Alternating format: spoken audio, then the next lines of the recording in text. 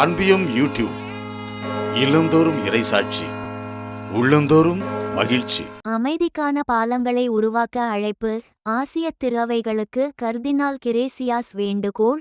ஆசிய ஆயர் பேரவைகளின் கூட்டமைப்பின் FABC 12வது நிறைவிறுதி பேரவையின் தொடக்க திருப்பலியில் தலைமையேற்ற கர்தினால் ஆஸ்வால்ட் கிரேசியாஸ் அவர்கள் உரையாடல், நல்லிணக்கம் மற்றும் சகோதரத்துவத்தின் வழியாக ஆசிய திருவைகள் அமைதியை உருவாக்குபவர்களாக மாற வேண்டும் என்று அழைப்பு விடுத்தார். ஆசிய திருவைகள் உரையாடல், நல்லிணக்கம் மற்றும் சகோதரத்துவம் ஆகியவற்றின் மூலம் அமைதியை உருவாக்குபவர்களாக மாற வேண்டும் என்று கர்தினால் ஆஸ்வால்ட் கிரேசியாஸ் அவர்கள் அழைப்பு விடுத்துள்ளார். ஜூலை 21 செவ்வாயன்று ஆசிய ஆயர் பேரவைகளின் கூட்டமைப்பின் FABC 12வது நிறைவிறுதி பேரவையை அதிகாரப்பூர்வமாக தொடங்கி வைத்த திருத்தந்தை 14ஆம் லியோ அவர்களின் சிறப்பு தூதரான கர்தினால் ஆஸ்வால்ட் கிரேசியாஸ் அவர்கள் இவ்வாறு கூறியுள்ளார். ஜகார்த்தாவில் உள்ள முலியா விடுதியில் இடம்பெற்ற தொடக்க திருப்பலிக்கு தலைமை தாங்கிய கர்தினால் கிரேசியாஸ் அவர்கள் ஒன்றிணைந்த பயணத்தை சினடாலிட்டி உலகிற்கு திறவை அளிக்கும் மிகச்சிறந்த பரிசுகளில் ஒன்று என்று விவரித்தார். மேலும் மக்களை ஒன்றிணைக்கவும் அமைதிக்கான பாலங்களை உருவாக்கவும் திறவை அழைக்கப்பட்டுள்ளது என்றும் கூறினார்.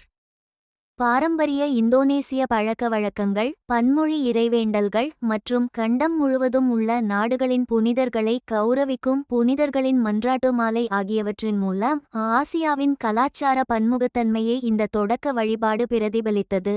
ஆசியா முழுவதிலுமிருந்து 100க்கும் மேற்பட்ட கர்தினால்கள், ஆயர்கள், அருள்பணியாளர்கள், துறவிகள் மற்றும் பிரதிநிதிகள் இந்த தொடக்க திருப்பலியில் பங்கேற்றனர்.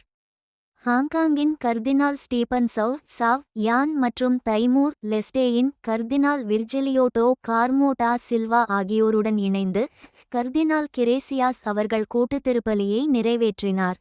தனது மறையுரையில் FABC கூட்டமைப்பு என்பது வெறும் நிறுவன ரீதியான சந்திப்பு மட்டுமல்ல, இது ஆசிய திருவைகள் காலத்தின் அறிகுறிகளை உணர்ந்து நற்செய்தியை அறிவிக்கும், தங்கள் உறுதிப்பாட்டை புதுப்பித்துக் கொள்வதற்கான ஒரு வாய்ப்பாகும் என்று கர்தினால் கிரேசியாஸ் அவர்கள் கூறினார்.